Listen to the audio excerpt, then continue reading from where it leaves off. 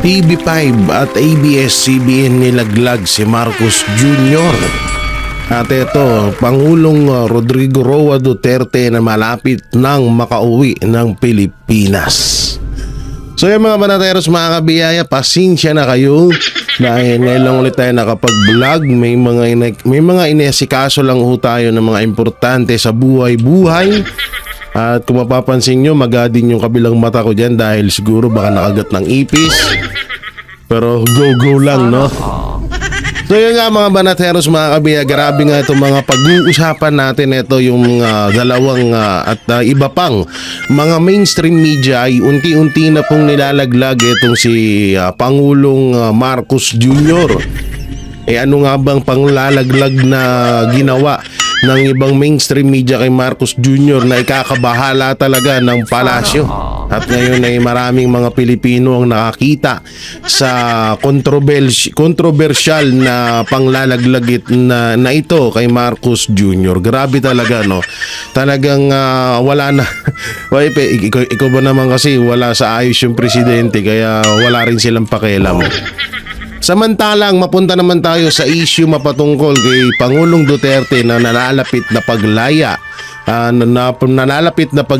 sa pauwi ng Pilipinas. Ano ba yun? Nauutal ako. Ang hirap pag na-stop ka sa vlog eh.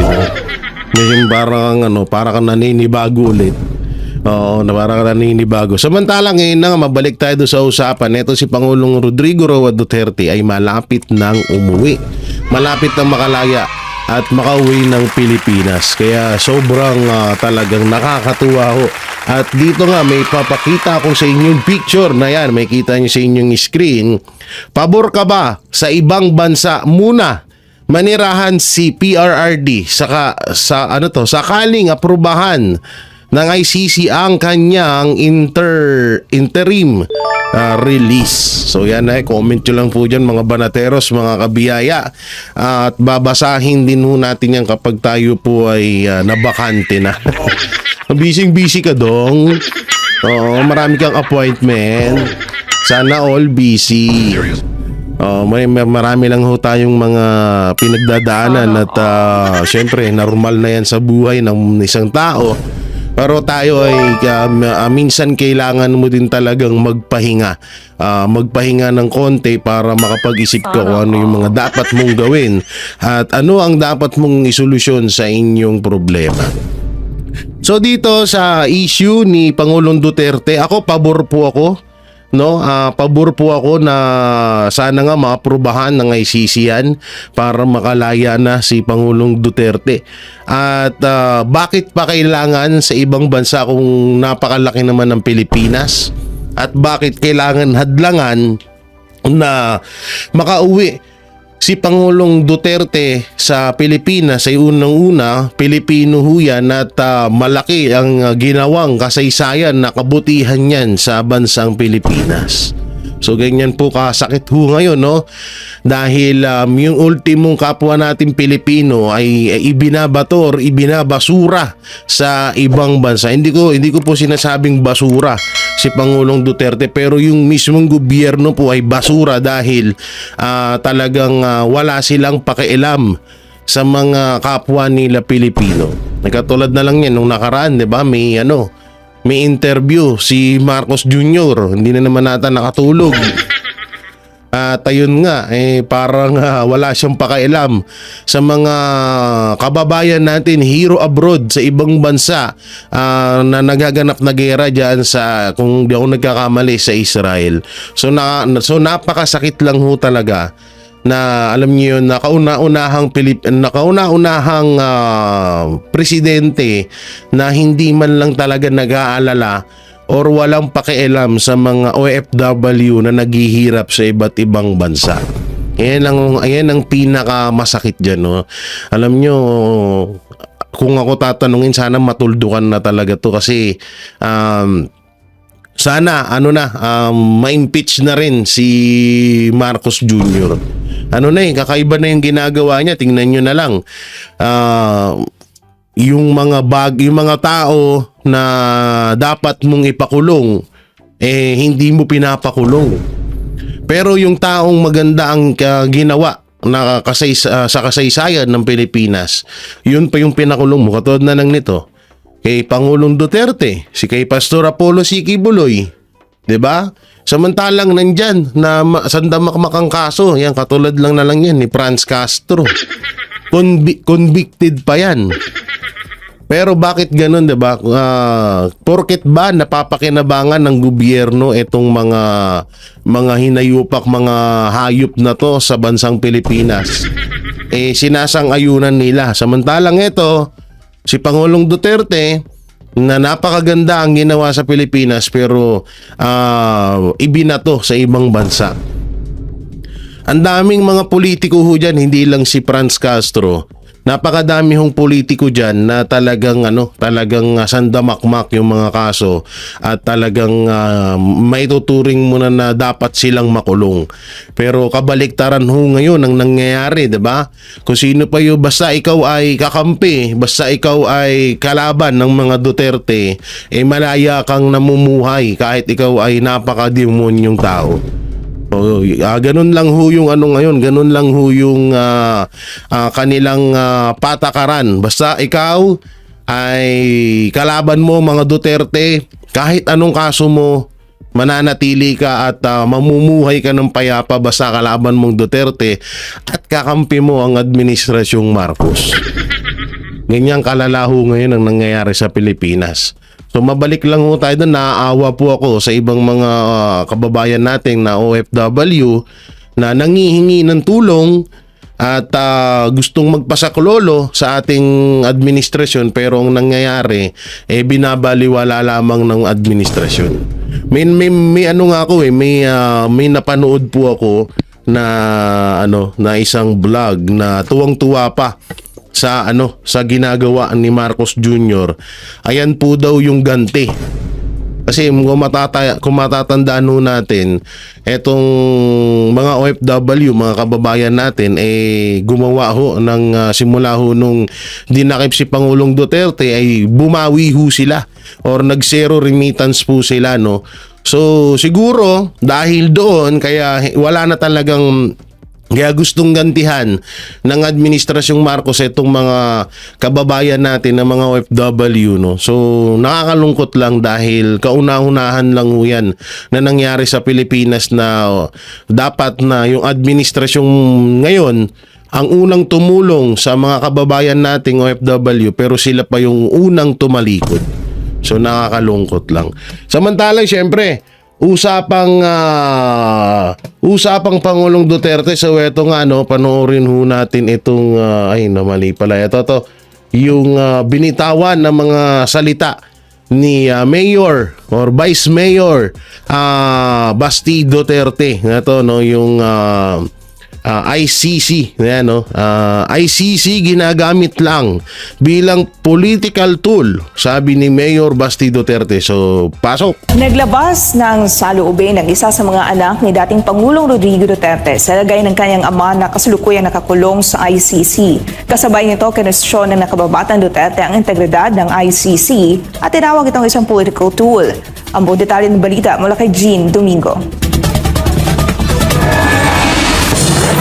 Kinumpirma ni Davao City Vice Mayor-elect Sebastian Baste Duterte ang kanyang kahandaang gampanan ng posisyon bilang acting president ng Partido Demokratiko Pilipino Lakas ng Bayan o PDP Laban. Bukod dito, hinikayat din niya ang publiko na sumali sa partido, lalo na ang mga naniniwala sa advokasya ng federalismo. So, I will take this opportunity. PDP Laban is open to all, not exclusively to politicians or people in high places. So, kung ordinaryo kang tao and you believe in making a greater country and you have aspirations to, join us in building a country, if you are for federalism, you are welcome to join. So, managanta dire, kung mas marami tayo, mas okay to. Ayon sa nakababatang Duterte, nakamakailan lang ay nahalal bilang vice-alkalde ng Davao City nitong Mayo 2025. Wala umanong problema para sa kanya ang pamumuno sa partido bilang pansamantalang pangulo. Dili na problema. I respect Robin Padilla's decision. I fully support him. Then I will assume the position as acting president of PDP Laban. No problem for me, tol. Ang pahayag ay kasunod ng ulat na pansamantalang bumitiw si Senador Robin Padilla bilang presidente ng PDP Laban upang pagtuunan ng pansin ang kanyang tungkulin bilang mambabatas. Samantala nang tanungin kung iimbitahan ba niya ang kanyang kapatid na si Vice President Sara Duterte na sumali sa partido, sinabi ni Baste na bagamat sila'y magkapatid, magkaiba ang kanilang paninindigan sa ilang usaping pampolitika. I do not know. We're very different when it comes to this is my sister, no, lahi na among pagkaigsoon niya, lahi ang politika gid sa mga kay say magbangga gid mi. So it's the same with sa ako ang amakan siya o any other else sa mga pamilya nga nas politika. So we have our own directions and platforms when it comes to politics. So I cannot di na ako gusto masumbagan ko. Para sa Hindi niya daw gusto naman na masuntok. Oo, hindi, para naman sa akin, tama naman yun, yung sinasabi ni, naku, gagawa na naman ng issue to. Gagawa na naman ng issue to ng iba dyan. Malamang sa malamang, may issue na naman sila dito, sasabihin, ay magkaaway magkapatid. Kasi ganyan, ganito kasi yun, mga punyeta kayo. Yung sinabi ni Mayor Baste, oo nga naman, magkaiba sila ng political strategy ni or political mindset, ganun na lang, no? Ni Vice President Sara Duterte. Tsaka ako, pabor na rin ako siguro doon na si Basti ang nandyan sa PDP Laban bilang acting president. Nagulat lang ako na ngayon ko lang nalaman na nagbitiw muna pansamantala etong si Senator Robin Padilla dyan sa PDP Laban. Pero hindi ho ibig sabihin nun ay watak-watak na or nagkakaroon ng lamat ang samahan po ng samahan ng mga Duterte at ibang nandyan sa PDP Laban. Wala akong ganun. Kasi baka may lumabas na naman na issue na ganyan nga ho, na yan ang ipalabasin na kaya bumitiw kasi nagkakalabo-labo na siguro malabo yan. At nakikita ko naman kay Senator Robin Padilla at sa mga Duterte na wala namang mangyayaring ganun. So para sa akin din, okay na rin siguro na si Mayor Basti Duterte na lang ang nandyan sa PDP Laban. At least si Vice President Sara Duterte nakapokus din. Alam naman din natin na ang Office of the Vice President ay sobrang busy sa pagtulong sa kanilang trabaho din, no? So mas okay na kasi ganun din naman, nandiyan na rin naman si Basti. Wala na tayong problema doon. So yun. Mas sana mas suportahan pa natin etong si Mayor Basti Sebastian Duterte. Alam niyo rin 'to napakalaki ng pangarap ko. Hindi naman sa paano ko ba may explain? Napakalaki ng pangarap ko na pwedeng gawin ni Mayor Basti Duterte, no? At ayun nga yun, yung pagiging presidente din ng Pilipinas. Alam naman natin na ito talaga si Mayor Basti Duterte ang talagang nakakuha at ultimong pagsasalita, ugali ay talagang diyan mo makikita ang pagiging Pangulong Rodrigo Roa Duterte sa pagkatao ni Mayor Basti Duterte. So talagang kung may kayang gawin din ito etong si Vice Mayor Basti Duterte sa bansang Pilipinas. Pero maaga pa naman, alam naman natin na ang mga Duterte hindi yan gahaman or hindi sila hayok sa kapangyarihan or hayok sa posisyon. No, marunong silang makontento kung anong meron sila ngayon. Tsaka yun, subok na natin ang mga Duterte. Kaya ako, naniniwala ako soon magiging presidente itong taong to. So yun, dito naman tayo sa isa-ibang balita. Kaya Pangulong Duterte, ito na, magiging banta kung lalaya. Ano na naman tong mga hinayupak na to? Paano magiging banta si Pangulong Duterte? Yan nga yung tao na yan ang umayo sa Pilipinas. Ano naman pinagsasabi nitong mga hinayupak na to? Si Raul din talaga yung ibang mga kritiko. Ayan ITT Panelo, pinabulaan na ng akusasyong magiging banta ang pansamantalang paglaya ni Pangulong Duterte. Alam naman natin kung saan nanggagaling yung mga ganyan eh. Alam naman natin yan na pakulo na naman yan ng Administrasyong Marcos. Para bulagin, no? Para bulagin na naman etong tawag dito, etong mga kababayan natin para magalit na naman or parang magalit sa mga Duterte, pero hindi nyo na kayang bulagin or bilugin ng ulo ng mga Pilipino kasi kabisado nyo na at kilala na nila ang Administrasyong Marcos. So ito, panoorin natin. May banat si Attorney Salvador Panelo laban sa ilang grupong nagsasabing isa umunong banta si dating Pangulong Rodrigo Duterte kung sakaling mabigyan ito ng interim release ng ICC. Alamin ang iba pang detalye sa report ni Carlo de la Peña. Kalokohan yung sinasabi na pag binigyan mo ng release temporarily ang Pangulong Duterte ay manganganib ang buhay ng mga testigo. Ayon kay dating Chief Presidential Kalokohan yun, oo. Mga nganib ang buhay ng mga testigo. Dahil daw ulitin natin baka Ay nanganganib baka nagkakamali ho tayo ng pandinig. Ulitin natin. temporarily ang Pangulong Duterte ay manganganib ang buhay ng mga testigo. Ayon Yun nga, mga testigo nga daw, no? So eto yan. Sino ba namang tanga ka? Hindi ko inano si Atty. Panelo Yung mga nagsasabing ganyan, yung banta si Pangulong Duterte sa mga testigo laban diyan sa mga AJK na yan, yung sa ICC.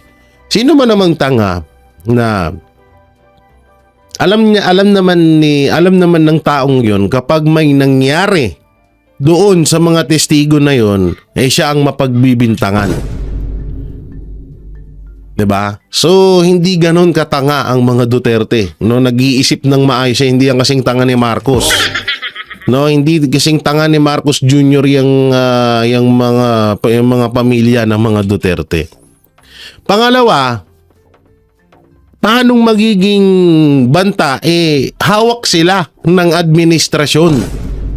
Protektado sila ng administrasyon. So ibig sabihin, mas malakas pa rin ang mga Duterte dahil ang mas matindi pa rin ang kapangyarihan ng mga Duterte. Kung yung pagdala nga sa ICC pagdala nga or pagkidnap kay Pangulong Duterte, hindi nga halos nagawan ng paraan ng mga Duterte kasi nga wala silang hindi sila sa kapangyarihan ngayon.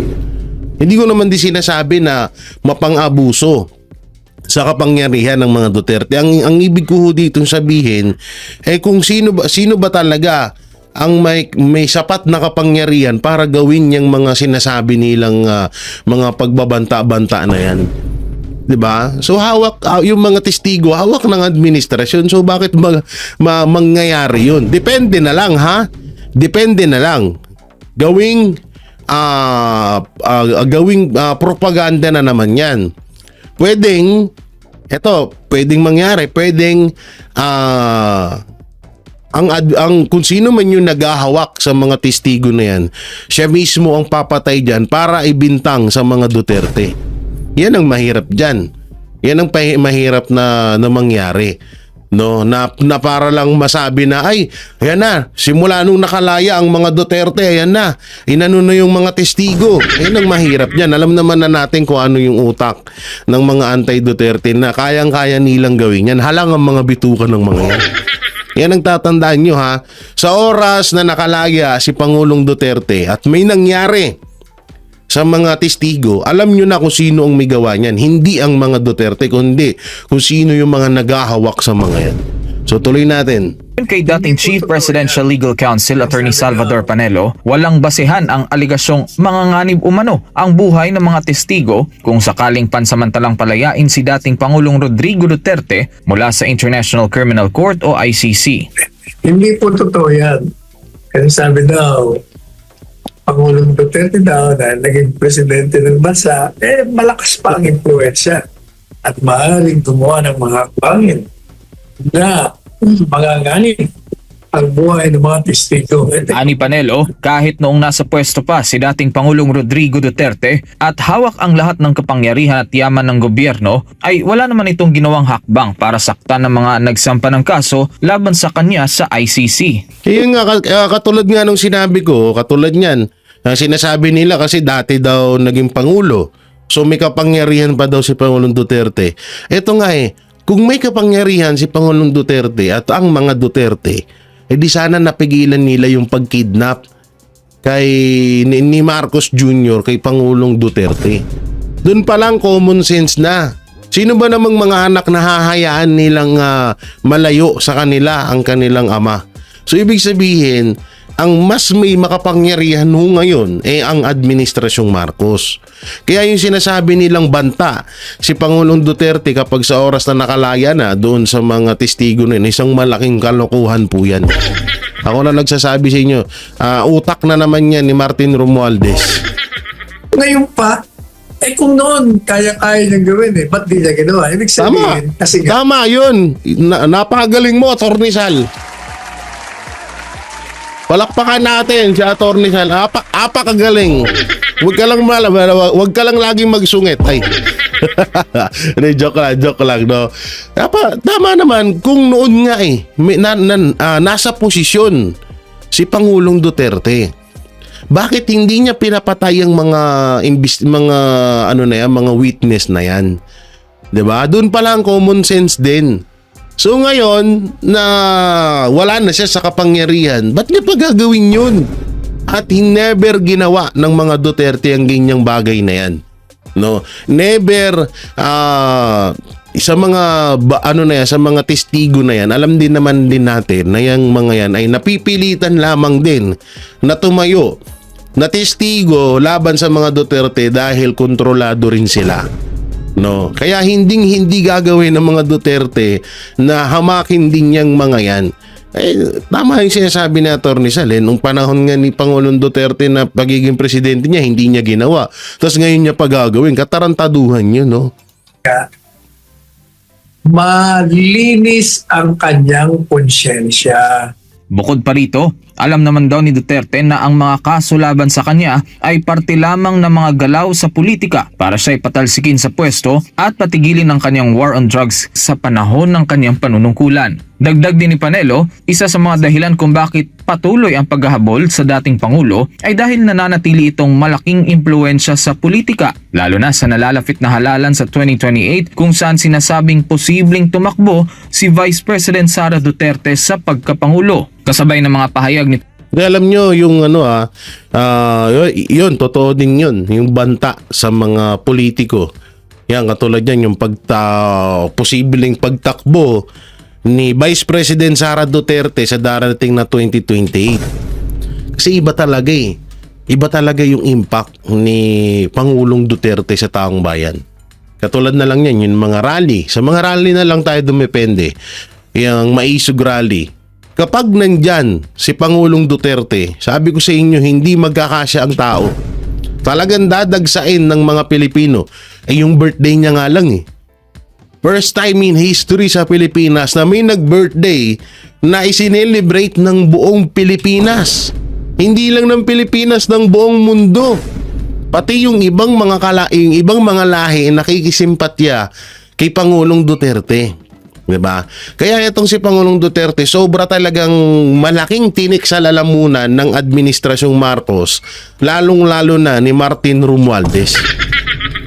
Kasi nga posibleng magtandem Duterte sa 2028. Posible na maging tumakbo si Vice President Sara Duterte bilang presidente at ang kanya namang Vice President ay si Pangulong Rodrigo Roa Duterte.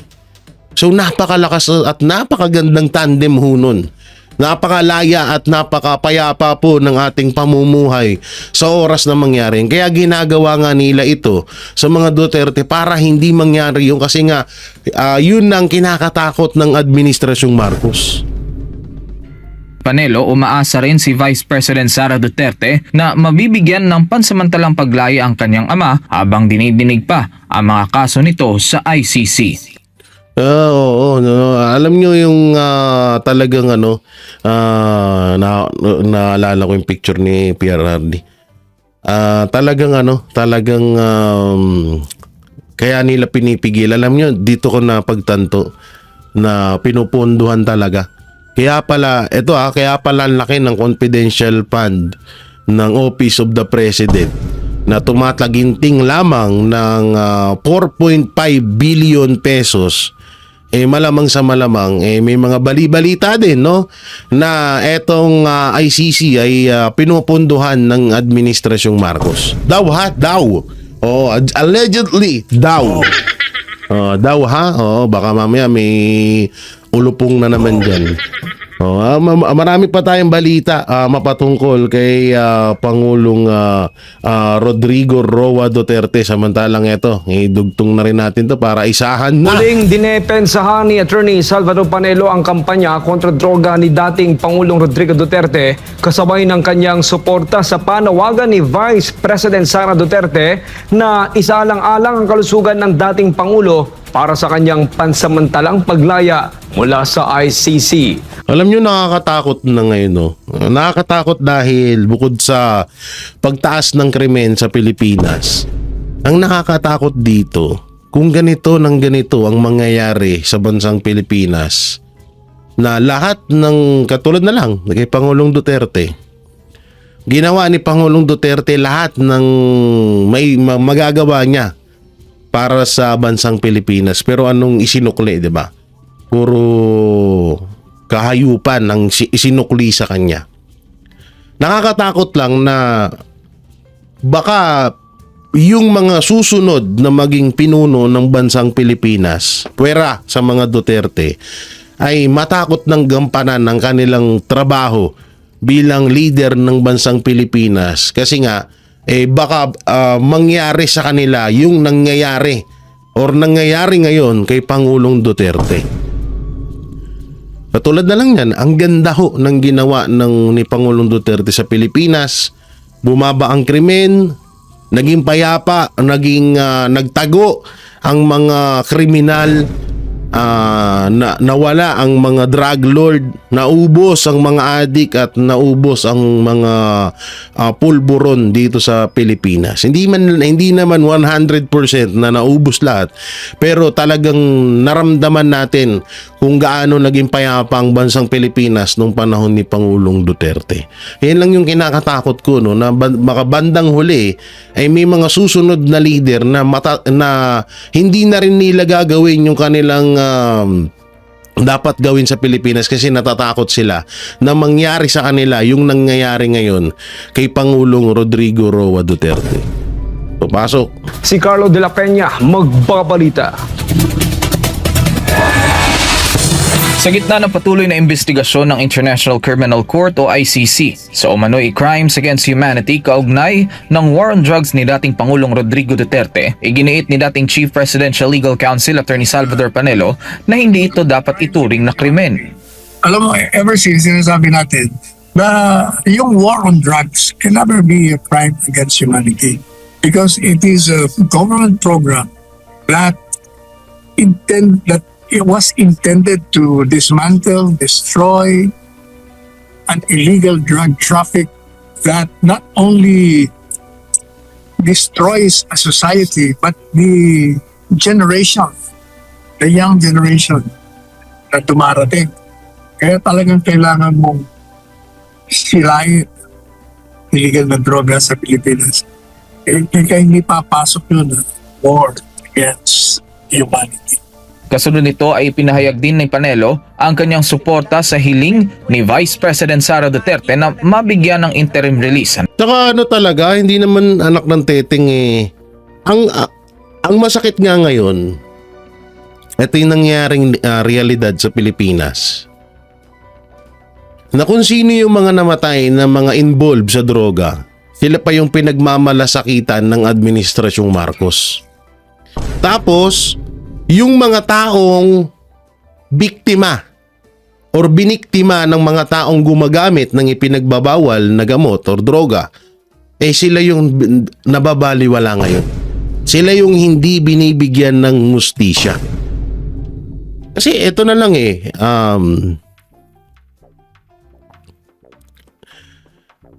may naalala ako. Pero hindi ko pwede sabihin dito, may naalala lang ako. Yung droga na yan, halimbawa yung isang tao, sabihin na natin na pinatay niya yung kanyang kapatid, o sabihin na natin pamilya, pinatay niya, katulad na lang nun yung lalaking na sabog sa droga na pinatay niya yung mga anak niya pati yung asawa niya.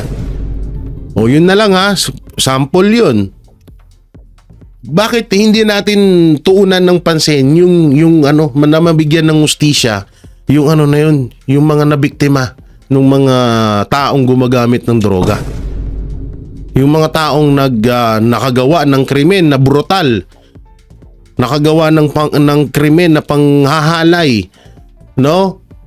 Dahil sa paggamit nila ng droga. Ang masakit ngayon sa Pilipinas, kung sino yung mga namatay na adik, yun yung gusto nilang bigyan ng hustisya ngayon.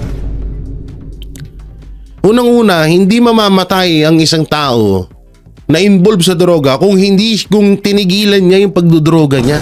Kaya siya namatay dahil gumagamit siya. Dahil nagbibenta siya, marami siyang sinisira din na pamilya or tao. Katulad na lang yan, halimbawa may isang tao na nagbibenta ng sabihin na natin na isang tao na isang drug lord. Yung isang tao na yun sumisira ng milyon, ng libo, ng daan ng mga tao dahil sa kanya, dahil sa isang tao na yun, dahil doon sa kanyang binibenta, dahil doon sa kanyang pagiging drug lord. 'Di ba? So bakit ngayon nga puro na lang may nakulambat, may nakuha, may natagpuan na mga shabu pero walang drug lord. Ayun yung pinagkaiba ngayon. Wala kang makikita na nahuhuli na tao na involved sa droga, bibihira lang. Kaya nga totoo yung sinasabi ni Marcos Jr. tsaka ni Marbil na iba daw ang strategy nila sa war on drugs. Wala daw mamamatay. Wala nga mamamatay, wala ring mahuhuli, hayop.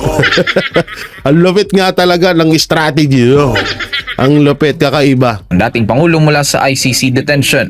Aniya, hindi raw ito akma sa kalusugan ng kanyang ama. Higit pa sa usaping legal, dapat ding isaalang-alang ang edad at kondisyon ng dating Pangulo sa pagdidesisyon kung mananatili ito sa ICC detention facility sa The Hague, Netherlands. Di alam nyo, itong usapang kalusugan ni Pangulong Duterte, ito mahirap din ito Katulad na lang din yan. Hindi lang kay Pangulong Duterte, pati na rin po kay Pastor Apollo Sikibuloy.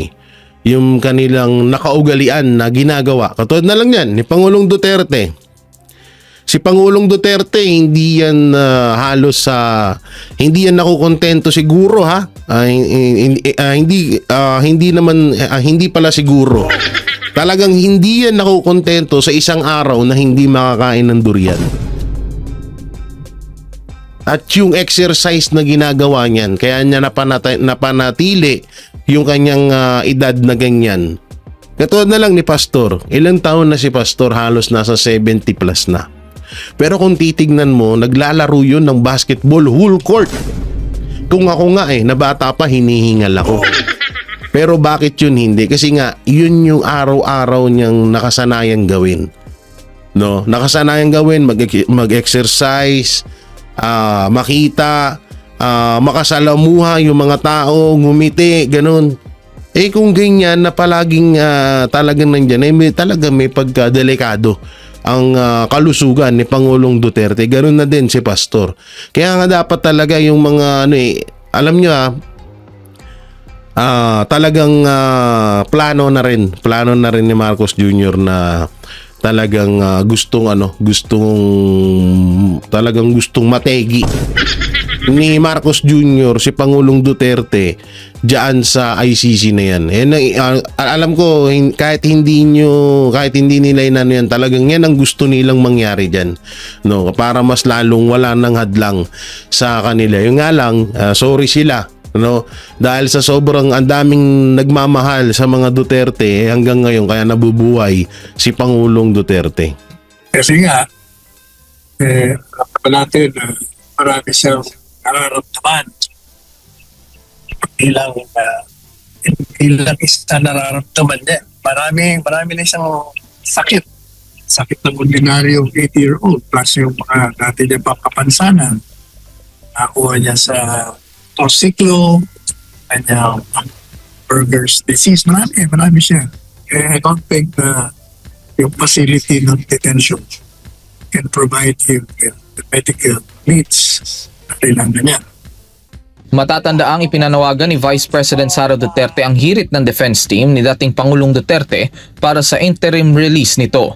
Ayon sa pangalawang Pangulo, hindi na umano sapat ang mga pasilidad ng ICC para tugunan ang mga medikal na pangangailangan ng isang 80 taong gulang na bilanggo. Samantala, wala pang pinal na desisyon mula sa ICC kaugnay sa hinihiling na interim release para sa dating Pangulo. Patuloy pa rin pinananawagan ng mga kaalyado ni Duterte ang pagrespeto sa kanyang karapatang pantao. Para sa Talaga naman kasi dapat talaga ano na yan, ewan ko ba, buwisit kasi abnormal yung presidente ng Pilipinas. Oo, hindi natin talagang ito siguraduhin talagang na nasunod ang uy, ano yan? Talagang napaka walang niya. Samantalang ito may karugtong po ito doon sa ipapalabas natin mamaya. Panoorin ho natin to. Walang masama sa pag-share ng AI-generated video, lalo na't kung ito ay sumasalamin sa tunay na sentimiento ng publiko. Ito ang pahayag ni dating Chief Presidential Legal Counsel Attorney Salvador Panelo matapos questionin ng palasyo ang naturang video. Lalo pa Alam nyo ito, dito ko tawang-tawa. Ano kasi ito nag-viral din talaga. Alam nyo, etong pagiging AI video na to, wala namang problema. Kasi nasa tama naman yung sinasabi nila. 'Di ba? Tingnan nyo lang kung gaano ka-affected ang gobyerno. Kapag against sa kanila, eto, pustahan tayo. Kung etong video na to nag-viral, 'di ba? Nag-viral na. At yung nilalaman ng video to o ng AI video na to ay pabor sa gobyerno, hindi nila sisitahin yan malamang. Hindi nila papakialaman yan. Proud pa sila dyan. Alam nyo ba kung paano ko nasabing proud pa sila? Mamaya may papakita ako sa inyo. No, etong AI na to, wala namang Wala namang walang dapat ipag-alala. Wala dapat i-question dito ang administrasyon. Ngayon, yun nga lang, talagang sapul sila. Talagang nasaktan na hurt sila dito. Kasi nga, totoo ang sinasabi doon, kahit AI lang yun. No, nung hirap Ang daming AI na laban sa mga Duterte pero hindi sinisita ng administrasyon.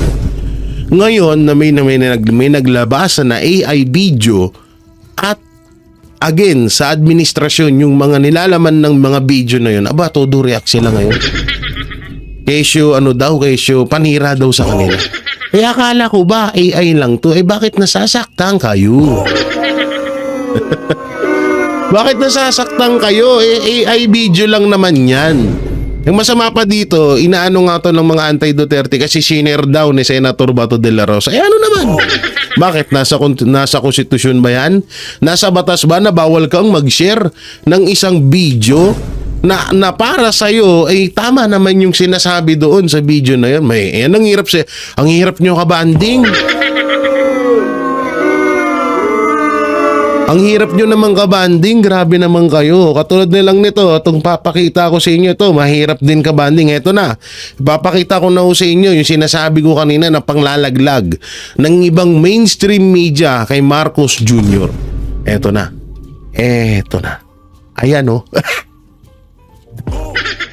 Nakikita nyo ba yan, mga dudong? O ha?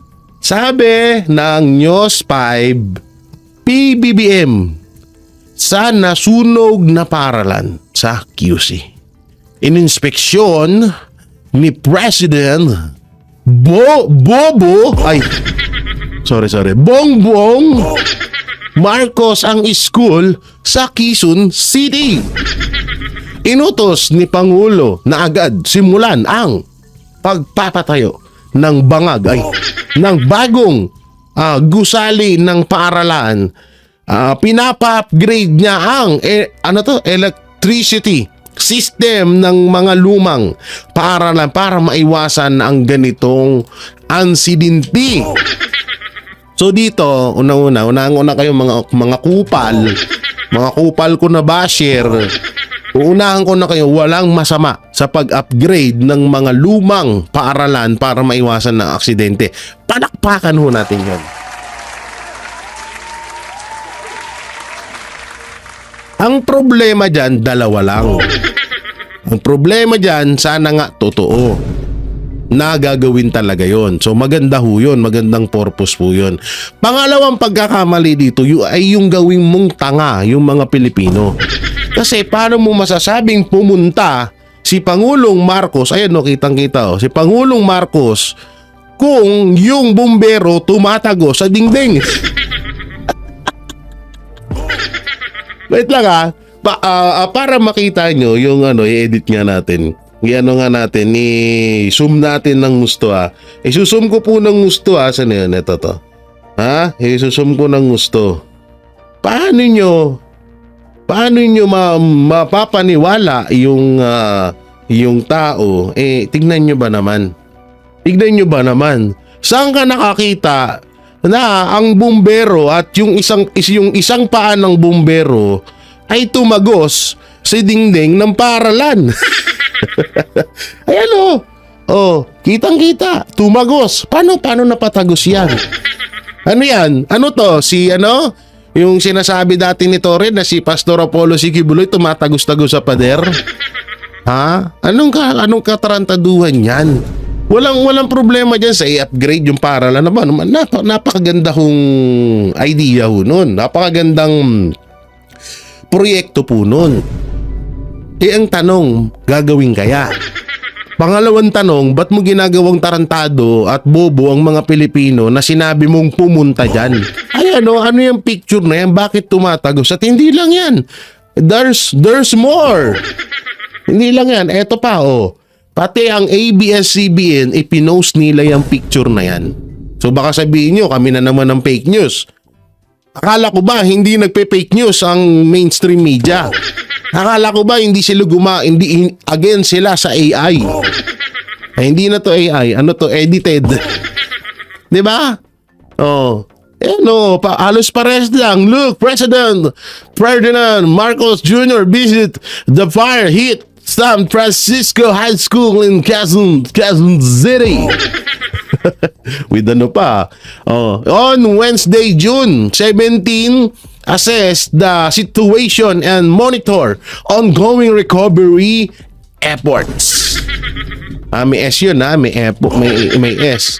So anong dito? Ito kasi masakit diyan. Napakababa talaga ng tingin ni Marcos Jr. sa mga Pilipino.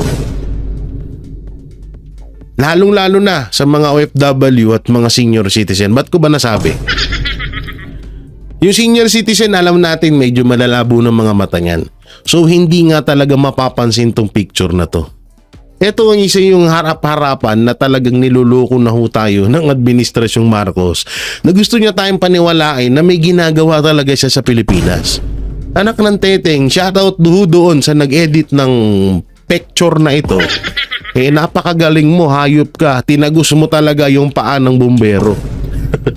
Hindi mo man lang, sana ako na lang nag-edit Oy, shoutout kay paring Bongbong Marcos. Ako na lang mag-edit ng photo. Pulido pa. Mura lang talent fee ko. Sabihin ko na sa isang picture siguro singiling ko ng 100K. Hindi na masakit sa bulsa mo. Laki-laki na nakukupit niyo sa gobyerno Hindi na malaki yung 100K Ako na lang mag-editor. Tanginang yun, no? Grabe na, no? Tanginang. Nakakatawa talaga. Pero in fairness, sabi nga nila, yung kung sino ang gumagawa ng katarantaduhan, siya din mismo ang bumibisto sa sarili niya. Tanginang. Tangina, tumagus, pader. Ano yan? Bumbero glitch. Parang special force lang, tsaka tsaka Counter-Strike, nag-glitch O di, baka may kapangyarihan yung bumbero, silang dalawa. Tapos nag-teleport sila, saktong picture, kaya hindi nahagip yung paa. Ay nako po, ewan ko sa inyo. Oo, sabi nga nila kung walang kwenta yung ugat, wala ring kwenta yung bunga. Ay nako, kaya wala na talaga tayong aasahan na magandang gagawin ng gobyerno. Kaya yung mga nagsasabi niyan, puro kayo sita sa gobyerno na walang nagagawang maayos. So bakit maayos ba yung ginawa nilang yun? Asan nang maayos na ginawa doon? Niloloko na kayo para kayong mga tulonggis. So yung mga banateros, mga kabiyaya, anong maikukomento nyo po sa mga napag-usapan natin, lalo na ho dito sa panglalaglag ng ibang mainstream media kay Marcos Jr. At etong paglaya, nalalapit na paglaya ni Pangulong Rodrigo Roa Duterte, siya ba ay karapat-dapat nang umuwi sa Pilipinas? O siya pa ay karapat-dapat na manatili sa ibang bansa? I-comment nyo lang po dyan sa baba. Siyempre, don't forget to like, share, comment, and subscribe sa ating YouTube channel. Paipindot na lang din po yung bell button para lagi kayo updated sa ating mga video araw-araw. So yun, mega love shoutout sa lahat po ng senior citizen at OFW hero abroad saan man panig ng mundo na patuloy na sumusubaybay sa Banateros Brothers, SMNI at siyempre kay Jay Guevara TV. So yun, maraming salamat. Ingat po kayo palagi. God bless and peace and bye-bye.